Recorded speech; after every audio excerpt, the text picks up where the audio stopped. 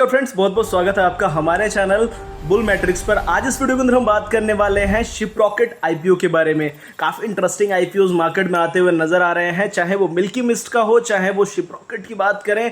But in सब चीज़ों में काफ़ी जो पॉइंट्स है वो हमें नोट करने चाहिए इन्वेस्टमेंट पॉइंट ऑफ व्यू से, जैसे वैल्यूएशंस किस पे आ रही है और यहाँ से जो है क्या ग्रोथ प्रोस्पेक्ट इस कंपनी में देखने को मिल सकते हैं। तो सबसे पहले शुरू करते हैं इस आईपीओ के बारे में। तो ये जो आईपीओ है शिपरॉकेट का 97 पर जो है ये कंपनी का आईपीओ आ रहा है 97 रुपीज़ पर। प्राइस बैंड रखा गया है 92 से 97।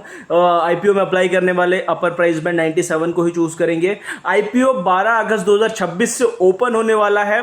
टोटल जो इशू साइज होने वाला है ये है 1618 करोड़ का और अपर प्राइस बैंड पर कंपनी की वैल्यूएशन अराउंड 7000 करोड़ के आसपास बैठती है।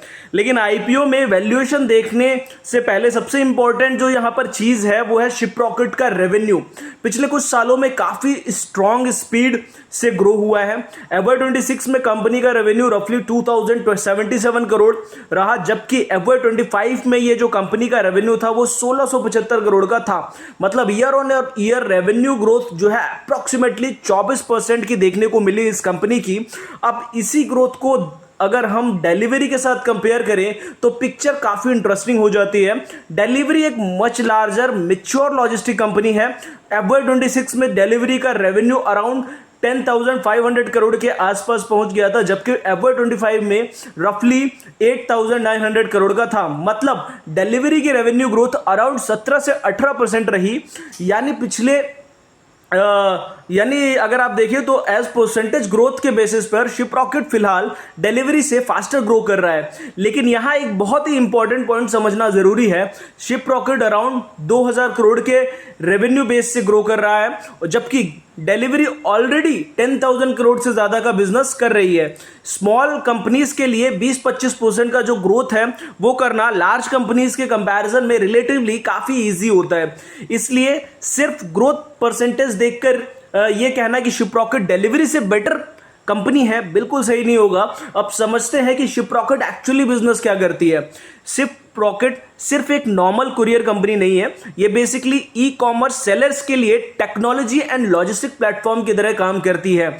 ऑनलाइन सेलर्स को shipping, order management, fulfilment and logistic operations manage करने में काफी हेल्प करती है ये कंपनी, और यही इसका सबसे बड़ा अपॉर्चुनिटी भी हो सकता है। इंडिया में ई कॉमर्स कंटिन्यूसली एक्सपैंड हो रहा है, ज़्यादा स्मॉल बिजनेसेस ऑनलाइन आ रहे हैं, D2C ब्रांड ग्रो कर रहे हैं और कंज्यूमर्स भी ऑनलाइन अगर आप देखो तो शॉपिंग पहले से ज़्यादा कर रहे हैं। जितना ज़्यादा ऑनलाइन ऑर्डर्स होंगे उतना ही ज़्यादा शिपिंग और लॉजिस्टिक की डिमांड होगी।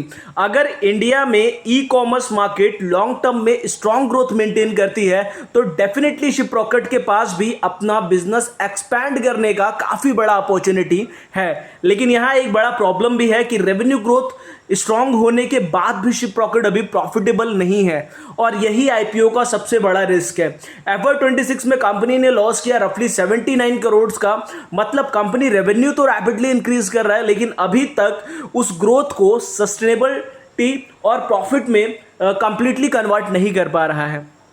और जब कोई कंपनी अराउंड 7000 करोड़ की वैल्यूएशन पर आईपीओ ला रही हो तो इन्वेस्टर्स के लिए यह देखना बहुत इंपॉर्टेंट है कि कंपनी प्रॉफिट में कब आएगी।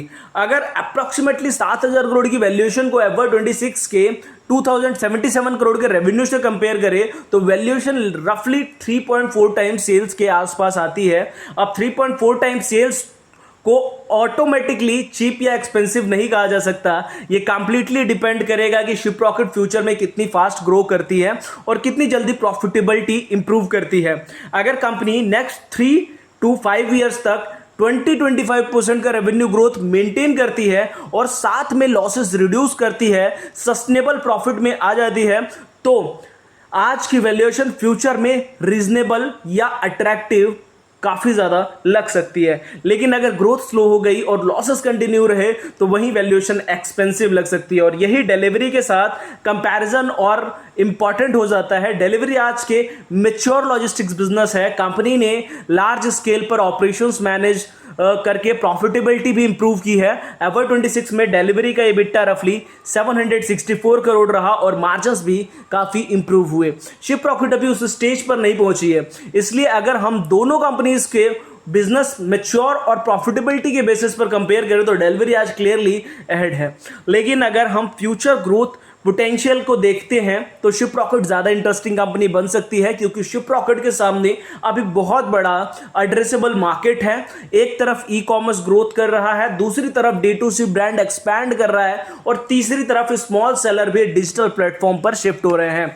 अगर शिप रॉकेट इन सेलर्स के लिए सिर्फ शिपिंग प्लेटफॉर्म नहीं बल्कि complete e commerce inability platform बन जाए तो इसका बिजनेस फ्यूचर में काफ़ी बड़ा हो सकता है। लेकिन आईपीओ इन्वेस्टर्स को एक और इंपॉर्टेंट चीज समझनी होगी कि इस आईपीओ में अराउंड 876 करोड़ फ्रेश इशू है, जबकि approximately 732 crore offer for sale.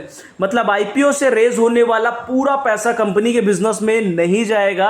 एक सिग्निफिकेंट पोर्शन जो है एग्जिस्टिंग शेयर होल्डर से एग्जिट प्रोवाइड करने में भी यूज हो रहा है। इसलिए इन्वेस्टर्स को यह भी देखना चाहिए कि फ्रेश इशूज में मिलने वाला फंड कंपनी किस तरह यूज करेगी और उससे फ्यूचर ग्रोथ कितनी इंप्रूव हो सकती है।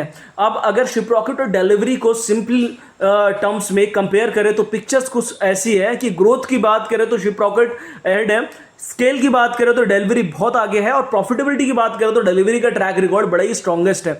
लेकिन फ्यूचर ग्रोथ पोटेंशियल की बात करें तो शिप रॉकेट के पास ज़्यादा रूम्स हैं, क्योंकि इसके बिजनेस अभी कंपैरेटिवली स्मॉल बेस पर है, और इसी वजह से मैं शिप रॉकेट को एक नॉर्मल लॉजिस्टिक्स आईपीओ की तरह बिल्कुल नहीं देखना चाहता। ये ज़्यादातर एक ग्रोथ स्टोरी है। अगर आपका फोकस सिर्फ लिस्टिंग गेन पर है तो सिचुएशन डिफरेंट होगी, क्योंकि लिस्टिंग के टाइम आईपीओ डिमांड, सब्सक्रिप्शन और overall market sentiment important role play करेगा। लेकिन अगर आप 3 to 4 ईयर के इन्वेस्टमेंट प्रोस्पेक्ट से देख रहे हो तो आपको एक सिंपली अगर आप देखें तो यहाँ पर आपको इसके जो है क्वार्टरली रिजल्ट्स को काफ़ी ट्रैक करना होगा, और उससे भी इंपॉर्टेंट क्वेश्चन ये है कि कंपनी की ग्रोथ को स्ट्रॉन्ग प्रॉफिट में कन्वर्ट करना होगा कंपनी को। अगर यहाँ पर अगर आप देखिए तो आज अराउंड 7,000 करोड़ वैल्यूएशन फ्यूचर में काफ़ी अट्रैक्टिव प्रूव हो सकती है अगर कंपनी थोड़ी सी प्रॉफिटेबिलिटी लेके आ जाए। लेकिन अगर रेवेन्यू ग्रोथ स्लो हो गई और प्रॉफिटेबिलिटी डिले होती रही तो इन्वेस्टर्स को वैल्यूएशन प्रेशर का सामना करना पड़ सकता है। तो मेरा व्यू है शिप रॉकेट आईपीओ ना कोई एक्सट्रीमली चीप आईपीओ है, ना ही इससे डायरेक्टली एक्सपेंसिव कहा जा सकता है। ये बेसिकली एक ग्रोथ आईपीओ है। कंपनी की बिगेस्ट स्ट्रेंथ है उसकी strong revenue growth, biggest weakness है प्रॉफिटेबिलिटी अभी फुल्ली स्टैब्लिश नहीं है। बिगेस्ट अपॉर्चुनिटी इंडिया की रैपिड ग्रोथ ई कॉमर्स और D2C मार्केट, और बिगेस्ट रिस्क है कि कंपनी अपनी करंट ग्रोथ को लॉन्ग टर्म में तक मेंटेन कर पाएगी या नहीं, और सस्टेनेबल प्रॉफिट जनरेट कर पाएगी या नहीं, और कितने टाइम में प्रॉफिटेबिलिटी जनरेट कर पाएगी। अगर हम सिर्फ ग्रोथ कंपेयर करें तो शिप रॉकेट करंटली काफ़ी फास्टेस्ट ग्रो कर रहा है, और यहाँ पर ये जो आईपीओ है ये ओवरऑल अगर आप देखें तो काफ़ी मार्केट को पसंद आने वाला है शिप रॉकेट। और एक ग्रेट कंपनी सिर्फ फास्टेस्ट ग्रोइंग कंपनी नहीं होती, ग्रेट कंपनी वही होती है जो अपनी ग्रोथ सस्टेनेबिलिटी और प्रॉफिटेबिलिटी में कन्वर्ट कर पाती है, और शिप रॉकेट के लिए आने वाले कुछ सालों में इसी का सबसे बड़ा टेस्ट होने वाला है। तो आईपीओ में अगर आप सिर्फ लिस्टिंग गेन चाहते हैं तो डेफिनेटली इस आईपीओ में आप चाहें तो अप्लाई कर सकते हैं। लिस्टिंग गेन एक इसमें अच्छा खासा देखने को मिल सकता है, बट अगर लॉन्ग टर्म का प्रॉस्पेक्ट है और आप यहाँ पर इन्वेस्टमेंट प्रॉस्पेक्ट से देख रहे हैं तो क्वार्टरली आने वाले रिजल्ट्स को भी ट्रैक करना जरूरी होगा। तो डेफिनेटली कंपनी काफ़ी बेहतर नजर आती है। कैसी लगी एनालिसिस पसंद आई है तो लाइक करें, चैनल को सब्सक्राइब करें। मिलते हैं आपसे नई वीडियो में नए टॉपिक के साथ, तब तक के लिए टेक केयर, बाय बाय।